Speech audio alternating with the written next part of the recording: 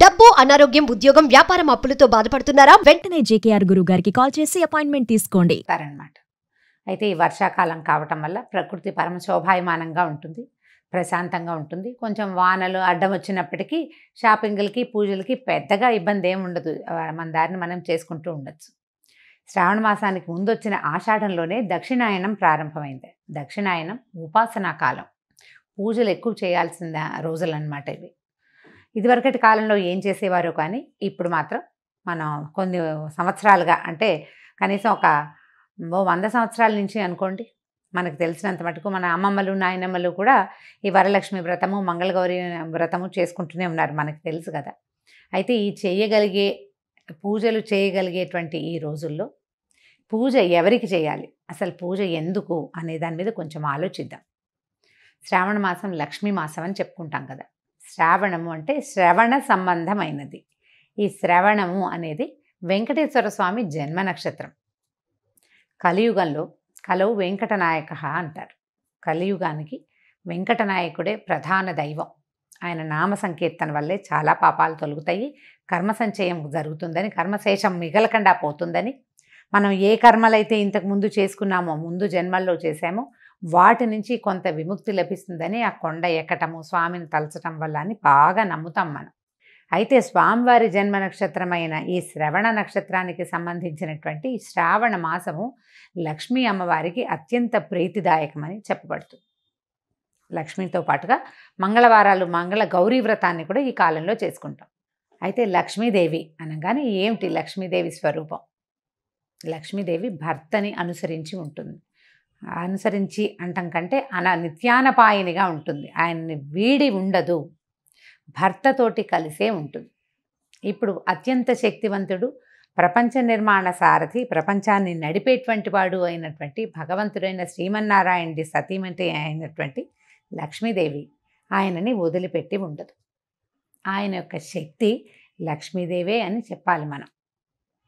భగవంతుణ్ణి నడిపించేదే లక్ష్మి. భగవంతుడు మనని నడిపిస్తాడు. మనని నడిపించే భగవంతుని యొక్క నడక శక్తి అయినటువంటి లక్ష్మీదేవిని నిత్యము అర్చించడము చాలా శుభస్కరము, అత్యద్భుతమైన విషయం. అయితే ఇప్పుడు లక్ష్మీదేవి అనగానే మనకు ఒక రూపం, ఒక ధ్యానం వస్తుంటుంది. చక్కగా పద్మాసనం వేసుకుని ఎర్రటి తామర పువ్వులో కూర్చుని ఉంటుంది. చేతుల్లో నుంచి ఇలా ధనరాశులు చేతిలో నుంచి రాలుతున్నట్టు, పక్కన 2 ధనపు కుండలు పెట్టి వెనకాల 2 ఏనుగులు ఆమెను అర్చిస్తున్నట్టుగా అట్లా మనకి గుర్తొస్తుంది. లక్ష్మీదేవి అనగానే ధనం చేత్తో వేసేది, ఓ చెయ్యిలాగా ఒక చెయ్యిలాగా ఉంటుంది, చేతిలో నుంచి పడిపోతుంటే ఇందులో నుంచి ప్రసాదంలాగా మనకి డబ్బు వచ్చేస్తున్న భావన వస్తుంది. డబ్బు, ధనము అది ఇచ్చే దేవత లక్ష్మీదేవి. కానీ లక్ష్మి అంటే ధనం కాదండి. లక్ష్మి అంటే శ్రద్ధ, లక్ష్మి అంటే వృద్ధి. ఎక్కడైతే శ్రద్ధ ఉంటుందో అక్కడ వృద్ధి ఉంటుంది అని చెప్పబడుతుంది. శ్రద్ధకి ఎంత చిన్న చిన్న విషయాల్లో అయినా శ్రద్ధ కావాల్సిందే. మన ఇంట్లో ఓ సూది ఉంది, మనకు చీర జరిగింది, కుట్టుకుంటాం, మన సూదేనని కసకసా చేసేస్తామా? చెయ్యము. శ్రద్ధగా చేయాలి. అప్పుడు చెయ్యి తెగదు, చేతిలో గుచ్చుకోదు, వస్తువు సజావుగా అవుతుంది మనం చేస్తున్న పని. ప్రతి విషయంలోనూ ఇటువంటి శ్రద్ధే కావాలి. చూడండి, ఒక అరటిపండు తింటున్నాం, అరటిపండు జారి కింద పడిపోయింది, కళ్ళకత్తుకుని తీసి నోట్లో వేసుకుంటామా? కింద పడిపోయిందని పడేస్తాం. అదే ఒక 100 రూపాయల నోటు, ఒక రూపాయి బిళ్ళ కనీసం కింద పడింది అనుకోండి, ఏం చేస్తాం? బురదలో పెడితే కడుక్కుంటాం. కాగితం కనుక బురదలో పెడితే అలాగా తుడుచుకుంటాం, కళ్ళు కత్తుకుంటాం, అమ్మో మహాలక్ష్మ కోపం వస్తుంది అని. ప్రతిదాన్ని ఇదే శ్రద్ధగా తీసుకోవాలి. నీ యందు ఉన్న శ్రద్ధే లక్ష్మీ అనుగ్రహం. మనకి ప్రతి విషయంలోనూ లక్ష్మీదేవి అనుగ్రహం కావాలి. ఎక్కడెక్కడ కావాలి చూడండి.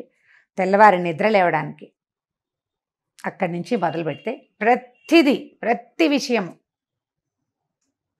ప్రతి దాంట్లోనూ నీకు ధైర్యం కావాలి, దానికి లక్ష్మీదేవి అవసరం. నీకు జ్ఞానం కావాలి, విద్యాలక్ష్మి అవసరం.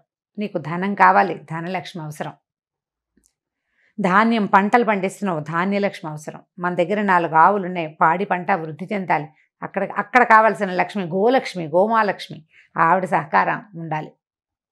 ధాన్యలక్ష్మితో పాటు పంటలు బాగా పండాలంటే సస్యలక్ష్మి కావాలి. ప్రతి చోట ఉండే సమృద్ధి సరి అయినదే లక్ష్మీ అవతారం.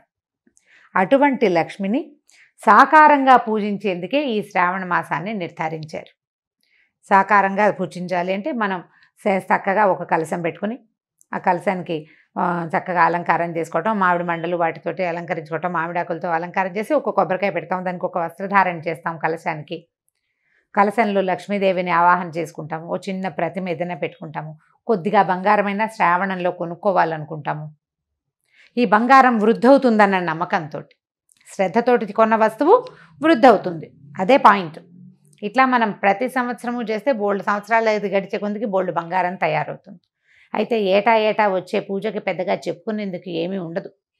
కానీ ప్రతి సంవత్సరము మనం చక్కగా ఇళ్ళు వాకిళ్ళు బాగు చేసుకుంటాము, దేవుడి గది బాగా శుభ్రం చేసుకుంటాము, కొత్త ప్రతిమలు ఏమైనా కొనుక్కొని తెచ్చుకుంటాము, కొత్త బట్టలు కొంటాము, కొత్తగా ఒక లక్ష్మీ రూపు కొనుక్కొని తెచ్చుకుంటాము.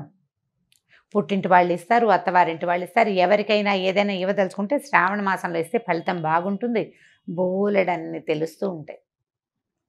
ఈ మార్గంలోనే నిత్యము లక్ష్మీ ఆరాధన చేయడానికి ఈ నెల రోజులు అత్యంత శ్రేష్టమైనవి. విశేషమైన ఆరాధన చేయగలిగే వాళ్ళు, చక్కగా వస్త్రాలంకరణ చేసి రూపులు కొనుక్కుని చేయగలిగిన వాళ్ళు చేసుకోవచ్చు. ఒకవేళ చేయలేని వాళ్ళు ఏం చేయాలి? లక్ష్మీ ఆరాధనకి మన ఇంట్లో ఉన్న పాత పటం కూడా పనికొస్తుంది. చక్కగా పటం తుడుచుకోవటం, అమ్మవారికి కొంచెం పసుపు గంధం పెట్టి బొట్టు పెట్టడం, తర్వాత ఒక దీపారాధన చేసుకోవటం, 4 పువ్వులతోటి అర్చన చేసుకోవటం, లక్ష్మీ అష్టోత్తరం లాంటివి చదువుకోవటం. అష్టోత్తరం అంత పెద్దది రాదు. ఇంద్రుడు చేసినటువంటి మహాలక్ష్మి అష్టకం 10 శ్లోకాలు ఉంటాయి, చిన్నదే. ఆ 10 శ్లోకాలు చదువుకోవటం. అంత పెద్దది రాదండి మాకు, ఒక్క శ్లోకం వచ్చు.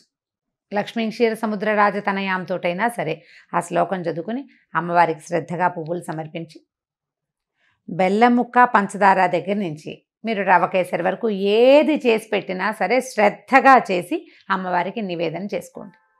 ఈ నెల రోజులు ఇలా శ్రద్ధగా ఆరాధించిన వాళ్ళకి అన్ని విధాల సర్వతోముఖాభివృద్ధి లభిస్తుంది. బాగా సాంగంగా చేయగలిగిన విధానంతో చేసుకోగలిగిన వాళ్ళు చేసుకుంటారు. చేసుకోలేకపోయినా కూడా మాకు రాదు కాబట్టి మేము చేయలేము అన్న భావన పడద్దు. అసలు పూజకి రావడం కాదు కావాల్సింది, శ్రద్ధ కావాలి. శ్రద్ధతోటి లక్ష్మీ ఆరాధన చేయండి. లక్ష్మీ ఆరాధనలో భాగంగా అసలు లక్ష్మీదేవి ఏ ఏ విషయాల్లో ఉంటుందో చూద్దాం. ఎవరి దగ్గర లక్ష్మి ఉంటుంది? లక్ష్మి అంటే డబ్బు అనుకోవట్లేదు కదా, మనం చాలా విషయాలు చెప్తున్నాం. లక్ష్మి చాలా ఇష్టంగా ఉండే ప్రదేశాలు కొన్ని ఉన్నాయి. అవి ఎన్ని ఉన్నాయండి? కనీసం ఒక 30-40 నేను చెప్తుంటే అలా లిస్ట్ వచ్చేస్తూనే ఉంటుంది. శుభ్రమైన వస్త్రాలు, శుభ్రమైన ఇల్లు, అలంకరించిన వాకిళ్ళు, పోట్లాటలు లేని ఇల్లు, ఏకీచులాటలు లేనటువంటి సంసారాలు, మన బియ్యం బస్తాలు, బియ్యం డబ్బా, పసుపు డబ్బాలు, పసుపు కుంకాల్లో లక్ష్మీదేవి ఉంటుంది. ఆమెకి ఇష్టం ఆ రంగులు, అక్కడ ఉంటుంది. అందుకని చూడండి, మన ఇంట్లో పసుపు కనుక చివరికి వచ్చిందనుకోండి, అయిపోయింది పదం వాడనివ్వరు, నిండుకుందనమంటారు. అయిపోయింది అనకూడదు, ఖాళీ చేయకూడదు. అసలు బియ్యం డబ్బాని కూడా ఖాళీ చెయ్యరు, చివరికి 2 గింజలు వెనక్కి వేసుకోవాలి. అలా ఖాళీగా ఉంచకూడదు. అవన్నీ లక్ష్మీ స్థానాలుగా భావిస్తాం. ఇతరులకి సేవ చేసే వాళ్ళకి, ఇతరులకి సహాయం చేసే వాళ్ళ దగ్గర, ఎవరైతే పరమత సహనంతో మెలుగుతారో వాళ్ళ దగ్గర, ఏదైనా తగాదా వచ్చినా తిరగబడి మాట్లాడకుండా ఎవడుంటాడో వాడి దగ్గర, వాడి సహనంలో లక్ష్మి ఉంటుంది. చిన్న పిల్లల్లో, పెద్ద వృద్ధుల్లో, శుభ్రమైన మంచాల మీద, మంచం కూడా లక్ష్మీ స్వరూపమే. మన ఇంట్లో మనం వాడుకునే తిరగలి, రోకలి, రోలు, గుండ్రాయి, ఇవన్నీ కూడా లక్ష్మీ స్వరూపాలే. వీటితోటి మనం ఎంత శ్రద్ధగా ఉంటున్నాము అనే దాన్ని బట్టే లక్ష్మీ కటాక్షం మన మీద ఎంత ఉంటుంది అనేది ఉంటుంది. దేనిని పారేయకూడదు. అన్నం వృధా చేయని ఇళ్లల్లో లక్ష్మీదేవి ఉంటుంది. ఎప్పుడూ వెలుగ్గా ఉండటం, నిత్యము దీపారాధన చేయబడ్డం, సాయంకాల సంధ్యావేళల్లో తలుపులు వేసుకోకుండా లైట్ వెలిగించి తలుపు తీసి పెట్టుకోవాలి. ఆ సమయంలో లక్ష్మీదేవి యొక్క ప్రవర్తన బాగుంటుంది. ఆవిడకి ఇష్టం అనమాట అది. ఆవిడ ఎక్కువ నడిచి వస్తూ ఉంటుంది బయటికి లోపలికి. పువ్వులతో అలంకరించిన దేవతా స్వరూపాల్లో లక్ష్మి ఉంటుంది. జలంలో లక్ష్మి ఉంటుంది. పాత్రలలో లక్ష్మి ఉంటుంది. వీటన్నిటినీ మనం శుభ్రంగా ఉంచుకోవాలి.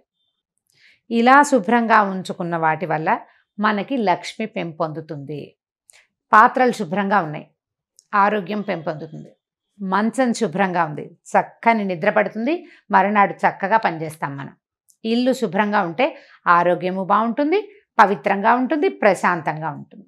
ప్రతి వాళ్ళకి జీవితంలో ఏవో కావాలని ఉంటుందండి.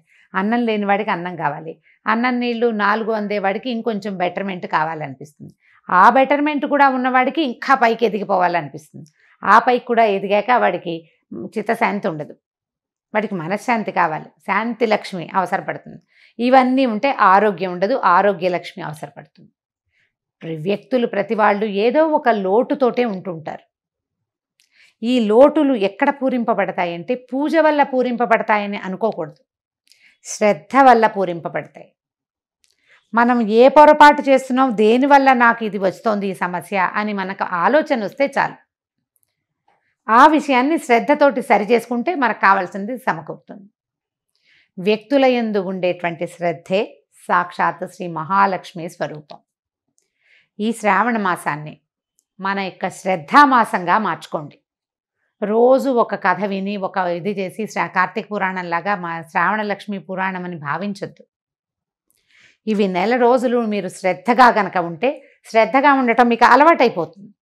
ప్రతి విషయంలోనూ ఏ పని చేసినా శ్రద్ధగా చేయాలి.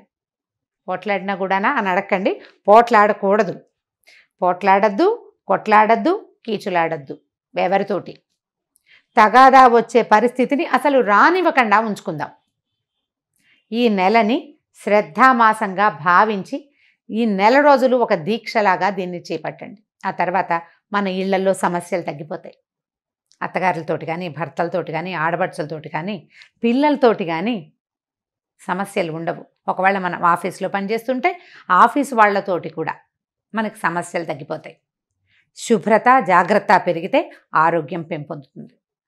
మీరు రోజంతా ప్రశాంతంగా ఉండి శ్రద్ధగా ప్రశాంతంగా ఉండడానికి ప్రయత్నం చేస్తే ఆరోగ్య సమస్యలన్నీ తగ్గుతాయి, చిత్తశాంతి ఆటోమేటిక్గా వచ్చేస్తుంది.